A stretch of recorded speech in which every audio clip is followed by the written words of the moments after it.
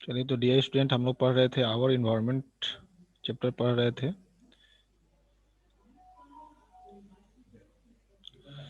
और इसमें हम लोगों ने कल बायोटिक फैक्टर के बारे में हम लोगों ने कल पढ़ा था। आज हम लोग देखेंगे ए बायोटिक फैक्टर। ए बायोटिक फैक्टर का क्या इम्पोर्टेंस है, इसके बारे में आज समझेंगे। तो ए बायोटिक फैक्टर कौन कौन से होते हैं? जितने भी नॉन लिविंग फैक्टर हैं इकोसिस्टम के, वो सभी क्या कहलाते हैं? ए बायोटिक कंपोनेंट कहलाते हैं या ए बायोटिक फैक्टर कहलाते हैं। तो ए बायोटिक कंपोनेंट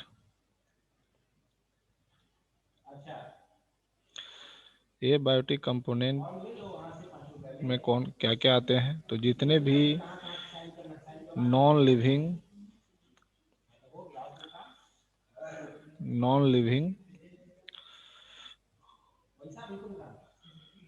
कंपोनेंट हैं, non living component of ecosystem को हम क्या बोलते हैं? ए बायोटिक कंपोनेंट बोलते हैं। इसमें क्या क्या आते हैं? तो इसमें देखते क्या है कि लाइट आते हैं। लाइट के बाद इसमें देखते क्या है, टेम्परेचर आते हैं। टेम्परेचर आते हैं। फिर क्या देखते हैं, इसमें एटमॉस्फेरिक गैसेस आते हैं। एटमॉस्फेरिक गैसेस आते हैं। एटमॉस्फेरिक गैसेस आते हैं। फिर क्या देखते हैं, इसमें विंड आते हैं। ये सभी का क्या है, इम्पोर्टेंस है बायोटिक फैक्टर को सरवाइव कराने में। दूसरा क्या, विंड के साथ साथ वाटर है। ये सभी क्या है, ए बायोटिक कंपोनेंट है इकोसिस्टम के। जैसे लाइट कैसे इंपॉर्टेंट, तो लाइट से हम लोग जानते हैं कि जो भी ऑटोट्रॉफ्स है वो लाइट एनर्जी का यूज करके कार्बोहाइड्रेट या ऑर्गेनिक मैटर का फॉर्मेशन करते हैं, और वही कार्बोहाइड्रेट ऑर्गेनिक मैटर क्या करते हैं, हेटेरोट्रॉफ्स खाते हैं। टेम्परेचर कैसे है, तो टेम्परेचर के बेसिस पे ही डिफरेंट कंट्री में और किसी कंट्री के डिफरेंट रीजन में अलग अलग प्लांट्स क्या होते हैं, ग्रो करते हैं। उस टेम्परेचर के वेरिएशन के अलग अलग सीजन में अलग अलग प्लांट और अलग अलग जो हर्ब्स हैं, अलग अलग श्रब्स क्या करते हैं, डेवलप करते हैं। एटमॉस्फेरिक गैसेस, जैसे जानते हैं कि CO2 है। CO2 जो क्या करता है, फोटोसिंथेसिस में मदद करता है। ऑक्सीजन क्या कर रहा है, हम लोग को या कोई भी एनिमल्स को क्या है, उसको जिंदा रखने में मदद कर रहा है। तो ये सभी क्या है, ये सभी ये बायोटिक कंपोनेंट है। लेकिन जो बायोटिक कंपोनेंट है वो सभी के लिए क्या है, ये सभी ये बायोटिक कंपोनेंट क्या है, इसेंशियल है उनके डिफरेंट लाइफ प्रोसेस को परफॉर्म करने के लिए। ठीक है। विंड कैसे है, तो हम लोग जानते हैं क्या कि विंड क्या है, विंड से क्या होता है, पॉलिनेशन होता है। विंड क्या है, एक तो विंड क्या कर पॉलिनेशन करने में मदद करता है, कोई भी सीड डिस्पर्सल में क्या करता है, मदद करता है। तो ये सब क्या है, विंड भी क्या है, एक हमारे बायोटिक फैक्टर के लिए क्या है, इंपॉर्टेंस है। वाटर तो जानते ही हैं कि वाटर के प्रेजेंस में ही बहुत सारे जो भी एंजाइमेटिक रिएक्शन है, जो भी एक्वाटिक प्लांट हैं, जो भी एनिमल्स हैं, वो वाटर के प्रेजेंस में ही वो उनके एंजाइम्स और उनके डिफरेंट सारे मेटाबॉलिक फंक्शन क्या होते हैं, परफॉर्म होते हैं। तो इस तरीके से देखते क्या है कि ये बायोटिक फैक्टर क्या करते हैं, ये बायोटिक फैक्टर के सर्वाइवल, ये बायोटिक फैक्टर के सर्वाइवल में क्या करते हैं, इंपॉर्टेंट रोल प्ले करते हैं। ठीक है। फिर क्या देखते हैं, ए बायोटिक फैक्टर के बाद क्या पढ़ना है, फूड चेन पढ़ना है। तो फूड चेन क्या होता है, तो फूड चेन की एक तरह का क्या है, एक लिंकेज होता है, जिससे पता चलता है कि कौन सा ऑर्गेनिज्म किस ऑर्गेनिज्म को क्या करता है, फीड करता है। उसको हम क्या बोलते हैं, फूड चेन बोलते हैं। तो इसमें देखते क्या है कि एक रिलेशनशिप है एक ऑर्गेनिज्म के बीच में, क्या है, it is relationship relationship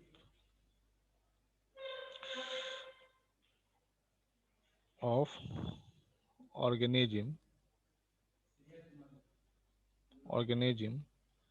about who its home, कौन किसको खाता है, इस रिलेशनशिप को हम लोग क्या बोलते हैं, फूड चेन बोलते हैं। जैसे देखते क्या है, जैसे ग्रास है, तो ग्रास को कौन खाएगा, ग्रास हॉपर खाएगा। ग्रास ग्रास हॉपर को कौन खाएगा, फ्रॉग खाएंगे। फ्रॉग को कौन खाएगा, तो स्नेक खाएंगे। स्नेक को कौन खाएगा, तो हॉक खाएंगे या ईगल खाएंगे। ठीक है, तो ये क्या है, एक तरह का क्या है, यहाँ पे शो हो रहा है कि कौन किसको खा रहा है। इस पर्टिकुलर लीनियर नेटवर्क को हम क्या बोल रहे हैं, फूड चेन बोलते हैं। ठीक है,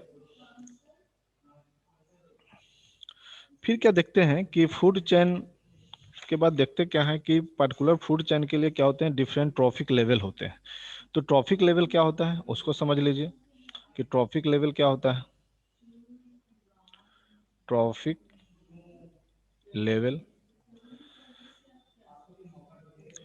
ट्रॉफिक लेवल का मतलब होता है कि किस तरीके से फूड और एनर्जी क्या होते हैं, ट्रांसफर होते हैं एक लेवल से दूसरे लेवल फूड चेन में। तो उसको हम क्या बोलते हैं, ट्रॉफिक लेवल बोलते हैं।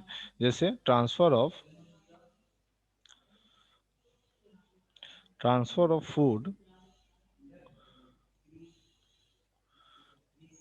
Food takes place, transfer of food takes place through through various steps or level in the food chain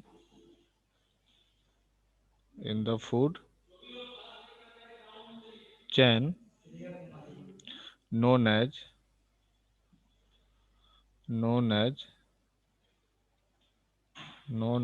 trophic level. उसको हम क्या बोलते हैं, ट्रॉफिक लेवल बोलते हैं। अब ट्रॉफिक लेवल में हम देखते हैं कि कौन कौन से ट्रॉफिक लेवल हैं। फर्स्ट ट्रॉफिक लेवल कौन सा है, सेकंड कौन सा है, थर्ड कौन सा है। तो देखते हैं क्या, इस तरह का जब स्ट्रक्चर बनाइएगा, ये ट्रेंगुलर स्ट्रक्चर जब बनाइएगा, तो देखते क्या है कि सबसे जो बेसिक चीज़ क्या है, प्रोड्यूसर है, जिसको हम क्या बोलते हैं, इसमें क्या आते हैं, जो सबसे जो बेस लेवल में क्या आते हैं, प्रोड्यूसर्स आते हैं, जो क्या है, इसको हम बोलते हैं फर्स्ट ट्रॉफिक लेवल बोलते हैं। First trophic level. उसके बाद प्रोड्यूसर को कौन खाता है, तो इसको हम बोलते हैं प्राइमरी कंज्यूमर बोलते हैं। प्राइमरी कंज्यूमर्स बोलते हैं। जो इसमें क्या आते हैं, हर्बीवोर आते हैं, इसको हम क्या बोलते हैं, सेकेंड ट्रॉफिक लेवल बोलते हैं। सेकेंड ट्रॉफिक लेवल बोलते हैं। दूसरा क्या है, प्राइमरी कंज्यूमर के बाद क्या आते हैं, सेकेंडरी कंज्यूमर आते हैं। सेकेंडरी कंज्यूमर में क्या आते हैं, जो भी कार्निवोर हैं, जो स्मॉल कार्निवोर्स हैं वो आते हैं। तो ये क्या हो गया, थर्ड ट्रॉफिक लेवल हो गया। थर्ड ट्रॉफिक लेवल हो गया। दूसरा क्या देखते हैं, सेकेंडरी के बाद क्या आते हैं, टर्शियरी कंज्यूमर्स आते हैं। तो इसमें क्या देखते हैं कि जो लार्ज कार्निवोर हैं वो सब आते हैं, इसको हम क्या बोलते हैं, फोर्थ ट्रॉफिक लेवल बोलते हैं। तो इस तरीके से क्या है, ट्रॉफिक लेवल का क्या है, डिस्ट्रीब्यूशन होता है। ठीक है, फिर क्या देखते हैं कि फूड चेन कितने टाइप के होते हैं। अब जैसे मान लीजिए हम बोलते हैं, जैसे ग्रास बोल रहे हैं, तो ग्रास क्या हो गया, प्रोड्यूसर हो गए। ग्रास को कौन खाया, ग्रास को खाए हर्बीवोर, खाए गोट वगैरह खाया। ठीक है, फिर गोट को कौन खाया, डियर खाया, सॉरी, गोट को कौन खाया,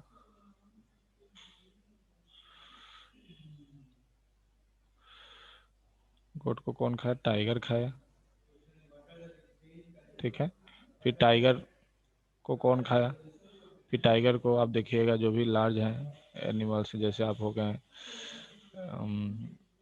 जो भी स्कैवेंजर वगैरह होते हैं वो खाते हैं। तो इस तरीके से देखते हैं क्या है, पर्टिकुलर जो फूड चेन है इस तरीके से क्या है, आपका ट्रॉफिक लेवल वाइज क्या है, बांटा हुआ है। फिर देखते क्या है कि टाइप्स ऑफ फूड चेन, कितने फूड चेन्स हैं जो अलग अलग टाइप्स के प्रेजेंट हैं। तो मेनली फूड चेन के दो टाइप्स हैं, types of food chain. Types of food chain देखते क्या है, पहला फूड चेन क्या है, उसको बोलते हैं terrestrial food chain. Terrestrial food chain. Terrestrial food chain क्या होता है? जो लैंड पे प्रेजेंट है वैसे फूड चेन को क्या बोलते हैं? टेरेस्ट्रियल फूड चेन बोलते हैं। ठीक है, प्रेजेंट ऑन लैंड। इस तरह के फूड चेन कहाँ प्रेजेंट होते हैं? लैंड पे प्रेजेंट होते हैं। और ये करते क्या है? जैसे इसमें देखिए ग्रास है, लैंड पे जो ग्रास है उसको कौन खाया? उसको इंसेक्ट खाए। इंसेक्ट को कौन खाया? तो स्नेक खाए। स्नेक को कौन खाया? तो हॉक्स खाए। तो इस तरीके से देखते क्या है, ये टेरेस्ट्रियल फूड चेन है। उस तो देखते क्या है, टेरेस्ट्रियल के बाद दूसरा जो फूड चेन आता है उसको हम क्या बोलते हैं? एक्वाटिक फूड चेन बोलते हैं। एक्वाटिक फूड चेन बोलते हैं। एक्वाटिक फूड चेन में क्या होता है कि ये कहाँ प्रेजेंट होते हैं? वाटर में या डिफरेंट वाटर बॉडीज में प्रेजेंट होते हैं।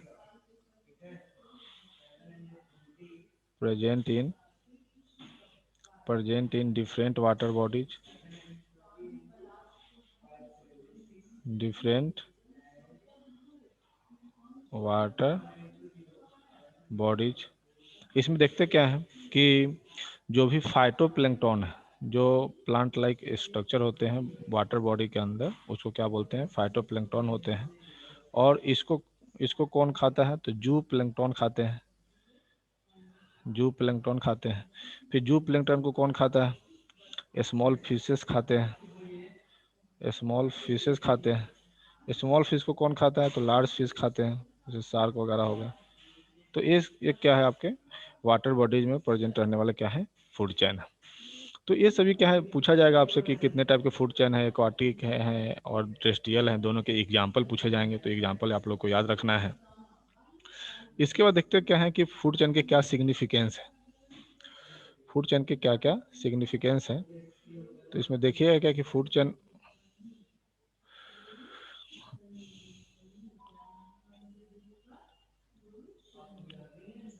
Significance of food chain.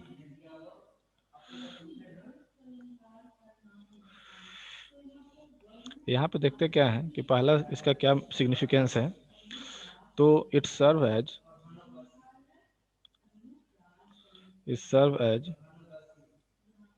vehicles serve as a vehicles of transfer of energy from one level to another। एक लेवल से अदर लेवल में जो एनर्जी ट्रांसफर हो रहे हैं वो कैसे हो रहे हैं? तो फूड चेन से हो रहे हैं। दूसरा क्या है कि हम फीडिंग रिलेशनशिप को क्या कर सकते हैं, इससे समझ सकते हैं। It helps us to understand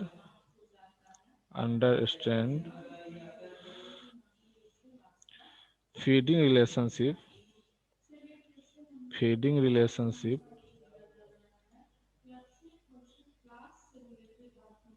among organism।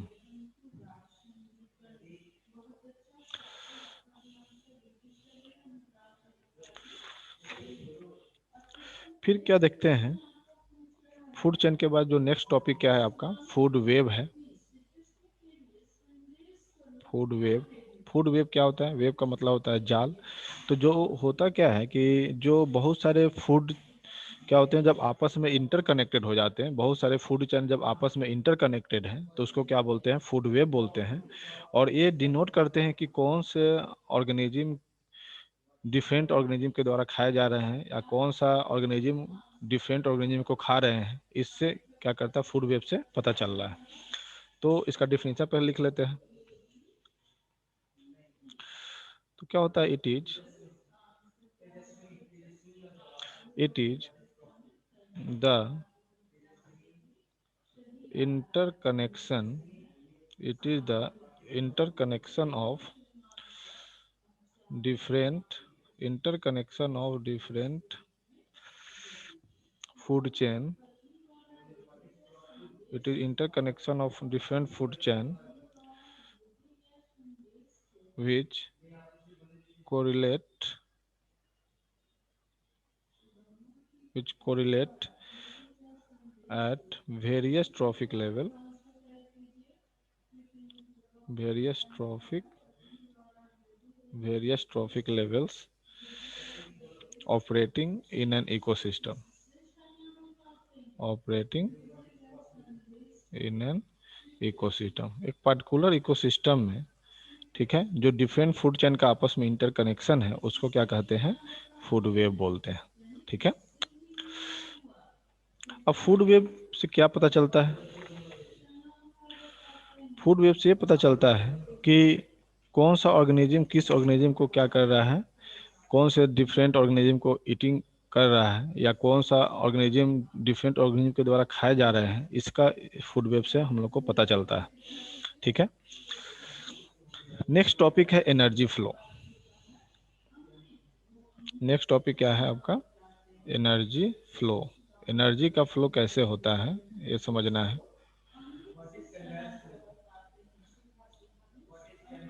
Energy flow क्या होता है, तो इसको हम बोलते क्या है कि जैसे एनर्जी जो है एक लेवल से डिफरेंट लेवल में जा रहा है, जैसे बोले थे जैसे इस तरह का ट्रॉफिक लेवल है, इस तरीके का मान लीजिए ट्रॉफिक लेवल है, तो सबसे लोअर में क्या है, प्रोड्यूसर है, फिर क्या है, primary consumer, secondary consumer, tertiary consumer. मान लीजिए यहाँ पे क्या है, प्रोड्यूसर है, मान लीजिए यहाँ पे क्या है, प्रोड्यूसर्स है, फिर क्या है, प्राइमरी कंज्यूमर है, फिर क्या है, सेकेंडरी कंज्यूमर है, फिर क्या है, टर्सरी कंज्यूमर है।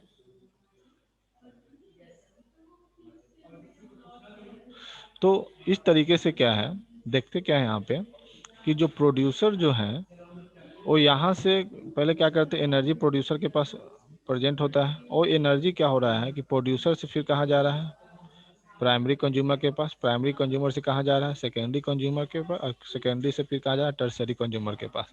तो इस तरीके से देखते हैं क्या कि एनर्जी क्या हो रहा है, डिफरेंट एक लेवल से डिफरेंट टॉपिक लेवल क्या हो रहा है, ट्रांसफर हो रहा है। इस पार्टिकुलर फिनोमेना को हम क्या बोलते हैं, एनर्जी फ्लो बोलते हैं। ठीक है, तो इसको लिख लीजिए,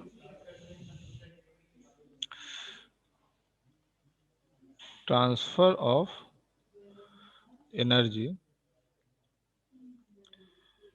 from one trophic level to another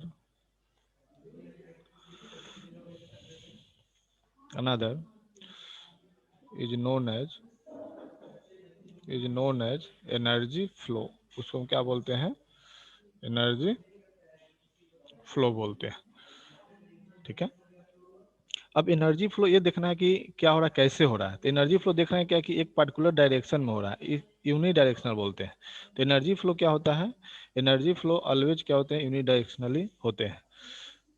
तो यहाँ लिखना है कि एनर्जी फ्लो, जो भी एनर्जी का फ्लो हो रहा है हमारे इकोसिस्टम में, वो क्या होते हैं, यूनि डायरेक्शनल होते हैं, यानी flow is unidirectional. Energy flow कैसे होते हैं, यूनि डायरेक्शनली होते हैं। फिर देखते क्या है कि जब एनर्जी ट्रांसफर होते हैं एक, whenever energy is transfer, whenever energy is transfer from one form to another, one form to another, एक फॉर्म से दूसरे फॉर्म में एनर्जी का जब ट्रांसफर हो रहा है, तो इसमें से कुछ एनर्जी क्या हो जाते हैं, लॉस्ट हो जाते हैं। Some energy is lost. ठीक है, तो यहाँ देखते क्या है कि जैसे मान लीजिए सनलाइट है, सनलाइट क्या है, एनर्जी का फॉर्म है, सोलर एनर्जी। सोलर एनर्जी को कौन एब्जॉर्ब करता है, तो जो भी ग्रीन प्लांट होते हैं, जो भी प्रोड्यूसर होते हैं, उसको वो एब्जॉर्ब करते हैं। प्रोड्यूसर के अंदर खाना बन के रेडी हो गया, फिर इसको कौन खाएंगे, तो हर्बीवोर खाएंगे। हर्बीवोर के पास हर्बीवोर के पास एनर्जी स्टोर हो गया, फिर इसको कौन खाएंगे, कार्निवोर खाएंगे, कार्निवोर्स खाएंगे। फिर कार्निवोर्स से फिर जो टॉप कार्निवोर्स हैं वो खाएंगे। ठीक है, तो इस तरीके से देखते क्या है, एनर्जी का क्या हो रहा है, फ्लो हो रहा है। ठीक है। अब इसी में होता क्या है कि जैसे सन से, जैसे मान लीजिए कोई ग्रीन प्लांट है, इस तरीके का मान लीजिए ग्रीन प्लांट है, तो ये प्लांट क्या करता है, यहाँ पे सोलर रेडिएशन यहाँ से, ये क्या मान लीजिए सन है और सन से रेडिएशन आ रहा है, ठीक है। यहाँ पे क्या है, सन से रेडिएशन आ रहे हैं। अब ये सन से जो रेडिएशन आते हैं, मान लीजिए वो 100% है, और 100% रेडिएशन में से जो जो प्लांट क्या करता है, इसका 1% रेडिएशन ही क्या करता है, यूटिलाइज कर पाता है। और इस 1% रेडिएशन से यूटिलाइज करके क्या करता है, प्लांट क्या करता है, ये डिफरेंट फ्रूट वगैरह का फॉर्मेशन करता है, या फोटोसिंथेसिस करके क्या करता है, फूड को स्टोर करता है ग्लूकोज कार्बोहाइड्रेट के फॉर्म में। अब इस प्लांट को कौन खाएगा, इसको हर्बीवोर खाएंगे, हर्बीवोर खाएंगे। फिर इसके पास जो एनर्जी प्रेजेंट है, जैसे मान लीजिए इसके पास एनर्जी कितना है, वो इसके पास 90 जूल या 100 जूल एनर्जी प्रेजेंट है मान लीजिए, तो इसका 10% ही इसको क्या जाएगा, हर्बीवोर को जाएगा। फिर देखते हैं क्या हर्बीवोर के बाद बाकी जो है, इसका 10% एनर्जी किसको जाएगा, कार्निवोर को जाएगा। तो इस तरीके इस पर्टिकुलर लॉ को दिया था एक लिंडेनमैन साइंटिस्ट ने, जिसको क्या बोला जाता है, 10% लॉ बोला जाता है, 10% लॉ बोला जाता है। कहने का मतलब है कि एवरी ट्रॉपिक लेवल में 10% एनर्जी ही ट्रांसफर होगा, बाकी 90% जो एनर्जी है हीट के फॉर्म में, एनर्जी के फॉर्म में, उसके पर्टिकुलर फंक्शन के लिए क्या होते हैं, यूज हो जाते हैं। इसीलिए बाकी जो 10% एनर्जी ही क्या होते हैं, हर एक ट्रॉपिक लेवल में क्या होते हैं, ट्रांसफर होते हैं। तो इसको पर्टिकुलर नेमिंग किया गया है 10% law.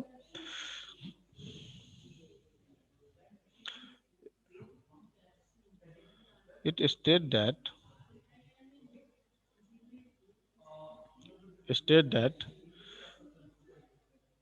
10% 10% of energy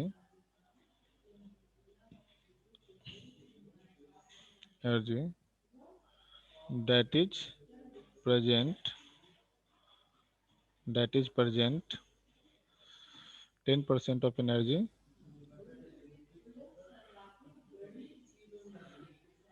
that is present at each step, present at each step, and reaches to next trophic level, next trophic level. मतलब 10% एनर्जी क्या होते हैं, ट्रांसफ़र होते हैं, बाकी 90% एनर्जी जो है क्या हो जाते हैं, यूज हो जाते हैं as a heat, as as जो यूज होते हैं 90% उसमें हीट के फॉर्म में यूज हो गया, दूसरा रिप्रोडक्शन के लिए यूज हो गया, डाइजेशन के लिए यूज हो गया। तो बहुत सारे एनर्जी क्या होते हैं, 90% जो एनर्जी है वो क्या हो जाते हैं, यूज हो जाते हैं। ठीक है। तो क्वेश्चन पूछा जाता है कि 10% एनर्जी क्यों ट्रांसफर होता है, तो इसका आंसर आप लोग लिख सकते हैं कि जो 90% जो एनर्जी है वो हीट के फॉर्म में वो डाइजेशन के लिए, रिप्रोडक्शन के लिए, अदर मेटाबॉलिक फंक्शन के लिए क्या हो जाते हैं, यूज हो जाते हैं। इसीलिए 10% एनर्जी ही क्या होते हैं, हर एक टॉपिक लेवल में क्या होते हैं, ट्रांसफर होते हैं। अब नेक्स्ट टॉपिक है क्या है, बायो मैग्निफिकेशन या बायोलॉजिकल मैग्निफिकेशन। बायोलॉजिकल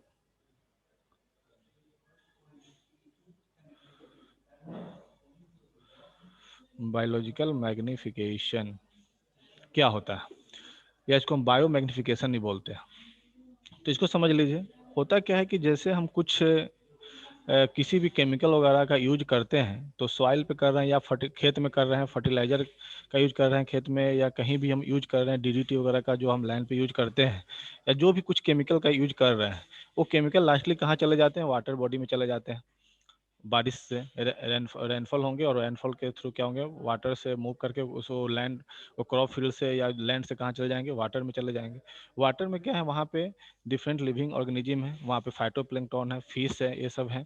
तो उस सब में क्या होंगे, वो उसको एब्जॉर्ब कर लेता है, फाइटोप्लैंक्टन एब्जॉर्ब कर लेंगे, फिशेस उसको क्या करेंगे, उसको जब वाटर को लेंगे तो उससे क्या हो जाएगा, उसके उसके अंदर क्या होंगे, उस पार्टिकुलर टॉक्सिक मटेरियल का एक्यूमुलेशन होने लगेगा। फिर उस फिश को कोई खाएगा तो उसके अंदर फिर टॉक्सिक मटेरियल का एक्यूमुलेशन होने लगेगा। तो इस तरीके से देखते क्या है कि एक्यूमुलेशन का लेवल जो है टॉक्सिक मटेरियल का बढ़ता जाता है हर एक लेवल में।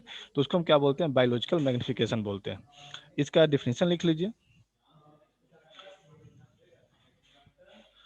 The progressive the progressive increase in the progressive increase in the concentration of toxicant in organisms at successive trophic level, इसको हम क्या बोलते हैं, बायोलॉजिकल मैग्निफिकेशन बोलते हैं। इसको समझते हैं डायग्राम से। जैसे मान लीजिए क्या लैंड वगैरह है और यहाँ पे छोटे छोटे क्या है, छोटे छोटे प्लांट है, यहाँ पे छोटे छोटे प्लांट क्या है, ग्रो किए हुए हैं। या जो कोई भी डर्टी लैंड वगैरह होते हैं तो वहाँ पे हम क्या करते हैं, केमिकल वगैरह यूज करते हैं। जैसे मान लीजिए यहाँ पे किसान जो है फर्टिलाइजर यूज करेगा, फर्टिलाइजर यूज करेगा। तो फर्टिलाइजर जो यूज करेगा तो कहाँ आएंगे, इस सॉइल में आ गए। ठीक है, फर्टिलाइजर कहाँ आ गया, इस सॉइल में, पर्टिकुलर सॉइल में आ गया। ये मान लीजिए फर्टिलाइजर को हम दिखाते हैं ब्लैक कलर से, फर्टिलाइजर कहाँ आ गया, इसमें आ गया। फिर जब क्या होंगे, रेनफॉल होंगे, जब मान लीजिए इस तरह का रेनफॉल होगा, इस तरह का रेनफॉल होगा, तो देखते क्या है कि वाटर जो है ये फ्लो करके, वाटर जो है ये फ्लो करके कहाँ चले आएंगे, इस वाटर, पर्टिकुलर वाटर बॉडीज में चले आएंगे। ये जो वाटर है ये फ्लो करके कहाँ आ जाएंगे, यहाँ पे आ जाएंगे। और इसके अंदर देखते क्या है, छोटे छोटे वाटर, ये क्या है आपका वाटर बॉडीज है, ये क्या है, वाटर बॉडीज है। और इस वाटर बॉडीज के अंदर क्या है, आपके जो भी ये टॉक्सिक मटेरियल थे, फर्टिलाइजर थे, इसके अंदर आके मिल गए, इस वाटर बॉडीज में आके मिल गए, ड्यू टू रेनफॉल या, ठीक है। अब इसमें आके मिल गया, इसके अंदर जो छोटे छोटे क्या है प्लांट हैं, जो छोटे छोटे क्या है इस तरह के प्लांट है, फाइटोप्लैंक्टन्स हैं, इसके अंदर जो भी फिशेस वगैरह जो हैं, फिशेस वगैरह जो हैं, ये क्या होंगे, ये क्या इस वाटर को लेंगे, या प्लांट क्या करेंगे, इस पर्टिकुलर वाटर को एब्जॉर्ब करेंगे। तो क्या होगा, जो टॉक्सिक मटेरियल है इस पर्टिकुलर फिश वगैरह में क्या होंगे, एक्यूमुलेट हो जाएंगे। फिर इस फिश को कौन खाएगा, बर्ड खाएंगे, बर्ड खाएंगे। फिर बर्ड को कौन खाएगा, जो ईगल्स वगैरह होते हैं वो खाते हैं। तो देखते क्या है कि जो टॉक्सिक मटेरियल, फिर फिश को कौन खाएगा, मैन खाएंगे। फिर मैन में क्या देखते क्या है, टॉक्सिक मटेरियल क्या होंगे, बढ़ जाएंगे, टॉक्सिक टॉक्सिक मटेरियल क्या हो जाएंगे, इंक्रीज होने लगते हैं। तो प्रोग्रेसिव इंक्रीज देख रहे हैं कैसे कैसे हो रहा है। अगर सबसे ज़्यादा यहाँ पे रहेगा, फिर उसके बाद यहाँ पे रहेंगे, फिर इसमें फिर सबसे कम बर्ड वगैरह में रहेंगे। और यही टॉक्सिक मटेरियल क्या करते हैं, उसको किसी न किसी रूप में क्या करते हैं, हार्म पहुँचाते हैं। तो इस पर्टिकुलर प्रोसेस को क्या बोलते हैं, बायोलॉजिकल मैग्निफिकेशन बोलते हैं। ठीक है, अब जो नेक्स्ट जो टॉपिक है वो क्या है,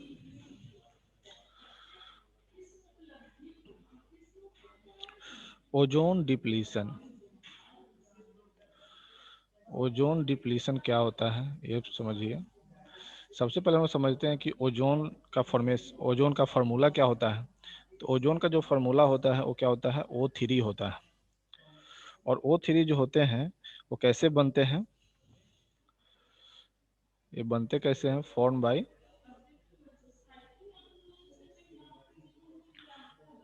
फॉर्म बाय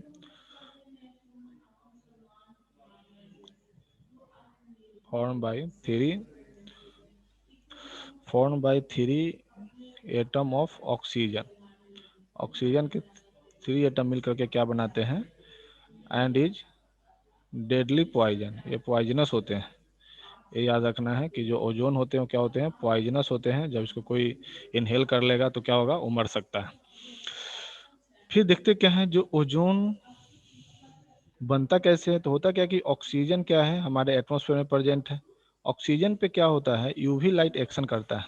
यूवी लाइट जो कहाँ पे है, आपके सनलाइट में प्रेजेंट है, ये क्या करता है, ये ऑक्सीजन एटम इसको क्या करता है, तोड़ दे देता है। और जो ऑक्सीजन एटम जो होते हैं ये हाईली रिएक्टिव होते हैं। ये क्या होते हैं, हाईली रिएक्टिव होते हैं, हाईली रिएक्टिव होते हैं। अब ये हाईली रिएक्टिव क्या करते हैं, इस पर्टिकुलर ऑक्सीजन से, इस पर्टिकुलर जो हाईली रिएक्टिव है पर्टिकुलर ऑक्सीजन से क्या करते हैं, ये बाइंड कर जाते हैं और बाइंड करके क्या बनाते हैं, O3 बनाते हैं। इस तरीके से ओजोन लेयर का फॉर्मेशन होता है, ओजोन का फॉर्मेशन होता है। अब ये ओजोन जो है कहाँ प्रेजेंट होता है, तो एटमॉस्फेयर का एक लेयर है जिसको क्या बोलते हैं, स्ट्रेटोस्फेयर। स्ट्रेटोस्फेयर एटमॉस्फेयर का एक लेयर है जहाँ पे क्या होता है, ozone layer is the place where ozone layer present. हो गया। फिर देखते क्या है कि एक पार्टिकुलर एटमॉस्फेयर के रीजन में the layer of atmosphere in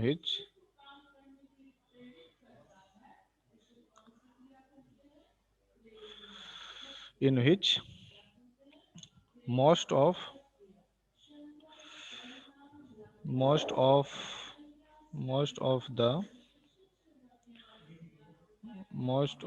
the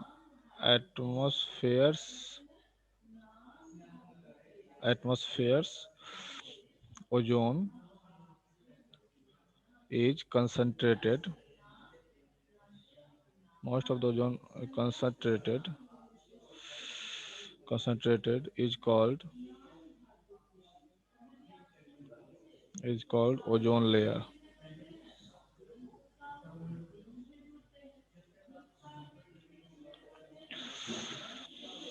फिर क्या करते हैं, ओजोन लेयर क्या करता है, ये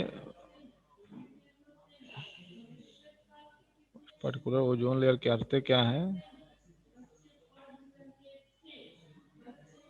ozone layer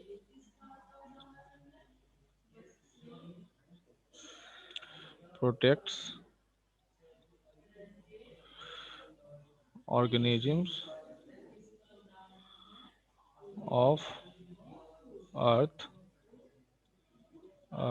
from UV light. UV light से क्या करता है, डिफरेंट ऑर्गेनिज्म को बचाता है ओजोन लेयर। फिर देखते हैं कि आज के डेट में ओजोन होल हो गया है। ओजोन होल का मतलब क्या होता है ये समझ लीजिए। तो ओजोन होल कुछ नहीं होता है, ओजोन लेयर के थिनिंग को क्या बोलते हैं, the thinning of ozone layer, मतलब पतला हो जाता है। द थिनिंग ऑफ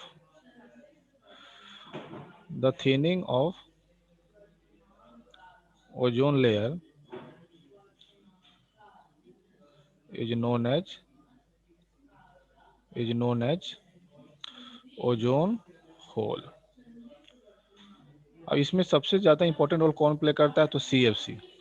CFC क्या है, ये क्लोरोफ्लोरोकार्बन है, रेफ्रिजरेटर में इसको यूज करते हैं। और जब इसके ऊपर यूवी लाइट जब इसके ऊपर पड़ता है तो CFC से क्या निकलता है, क्लोरीन एटम क्या होते हैं, रिलीज होते हैं, एटम इज रिलीज। ये क्लोरीन एटम क्या करते हैं, ये जो O3 है इस पे क्लोरीन एटम क्या करते हैं, इस पे आकर के बाइंड करते हैं और इसको क्या करते हैं, ऑक्सीजन में और नेसेंट ऑक्सीजन में क्या करते हैं, तोड़ देते हैं। अब इस तरीके देखते हैं क्या है कि ओजोन का जो बनने का जो रेट है और टूटने का जो रेट है वो क्या होता है, इम्बैलेंस हो जाता है, जिसके कारण क्या हो जाता है, ओजोन लेयर का थिनिंग हो जाता है। और इसके कारण क्या हो जाता है, thinning of ozone layer due to CFCS pollution. इसके पॉल्यूशन के कारण, क्योंकि फायर एक्सटिंग्विशर में भी यूज करते हैं और रेफ्रिजरेटर में भी यूज करते हैं। ठीक है, तो ये क्या करते हैं, ओजोन लेयर को क्या करते हैं, थिन कर रहे हैं। और ये कहाँ देखा गया है, ये ऑब्जर्व एबव अंटार्कटिका। अंटार्कटिका के ऊपर क्या किया गया है, इसको ऑब्जर्व किया गया है। ठीक है, कि ये ओजोन होल को अंटार्कटिका के ऊपर क्या किया गया, ऑब्जर्व किया गया। अब मान लीजिए ओजोन होल हो गया तो इसके क्या नुकसान है, तो disadvantage of ozone hole, disadvantage of ozone hole, ozone hole के क्या डिसएडवांटेज हैं ये देख लीजिए। तो पहला क्या हो सकता है, स्किन कैंसर हो सकता है ह्यूमन बींग्स में, अगर मान लीजिए ओजोन होल हो गया।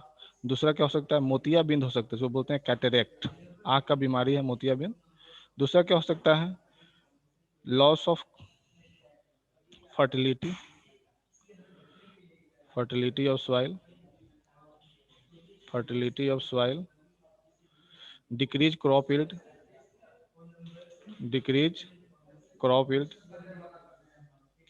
तो ये सब से क्या हो सकता है, ये सब क्या है, इसके डिसएडवांटेज हैं जो क्या हो सकते हैं, ओजोन होल से हो सकते हैं। इसके बाद देखते क्या है, इसके बाद देखते क्या है कि गार्बेज क्या है, गार्बेज।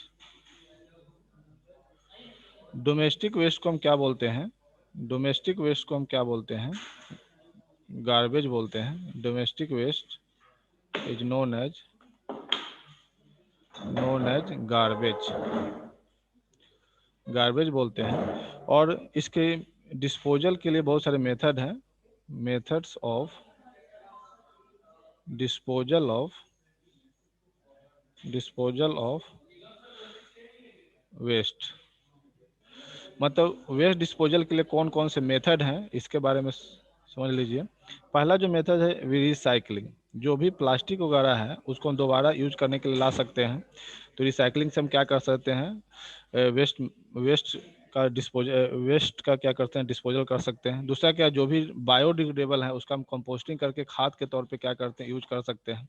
कंपोस्टिंग जानते हैं आप लोग कि जब कोई जो भी बायोडिग्रेडेबल सब्सटेंस है उसको क्या करेंगे, गड्ढा खोद करके और उसको बायोडिग्रेडेबल सब्सटेंस को उसके अंदर रख देंगे, और कुछ समय के बाद, कुछ 5 और 6 मंथ के बाद देखेंगे क्या कि वो जो बायोडिग्रेडेबल सब्सटेंस है टोटली क्या हो गया, डिग्रेड हो गया, और उसको कंपोस्ट के तौर पे हम उसको एग्रीकल्चर लैंड में क्या कर सकते हैं, उसको छीट करके उससे हम बेनिफिट ले सकते हैं।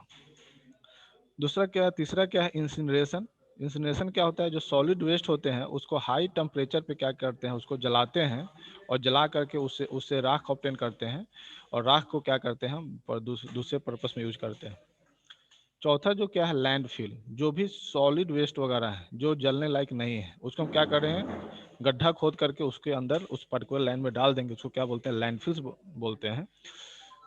लैंडफिल के बाद जो नेक्स्ट जो टेक्निक है वो क्या है, जो पांचवा जो टेक्निक है उसको हम क्या बोलते हैं, सीवेज ट्रीटमेंट। जो भी गंदा पानी है उसको हम क्या करते हैं, उस पर्टिकुलर का उसका प्राइमरी और सेकेंडरी ट्रीटमेंट कर करके उसको, उससे हम फ्रेश वाटर ऑब्टेन कर करके उसको हम ड्रिंकिंग के लिए, ड्रिंकिंग पर्पस के लिए यूज कर सकते हैं। और जो भी बायोडिग्रेडेबल वेस्ट है उससे हम क्या करते हैं, बायोगैस प्रोडक्शन के लिए भी यूज कर सकते हैं। तो ये सभी क्या है, कुछ वेस्ट डिस्पोजल के क्या है, ये सब मेथड हैं जिस मेथड से हम क्या करते हैं, वेस्ट का डिस्पोजल करते हैं। तो चैप्टर ये जो है इंड हो गया, यहाँ पे इंड लिख देते हैं। और इसके जो सिलेबस है आपका कंप्लीट हो गया। पीरियोडिक में सभी चैप्टर से आएंगे, और आप सभी लोग अच्छे से पढ़ लीजिए। पीरियोडिक बोल रहे हैं आपका जो क्या है, आपका जो भी प्री बोर्ड होने वाला है, प्री बोर्ड होने वाला है, ठीक है, प्री बोर्ड जो होने वाला है उसमें ये सभी आएंगे, ठीक है। तो ये सब के लिए इतना ही, आज के लिए इतना रहने दीजिए। और पढ़ा रहे हैं, आइए हम आएंगे पढ़ा के।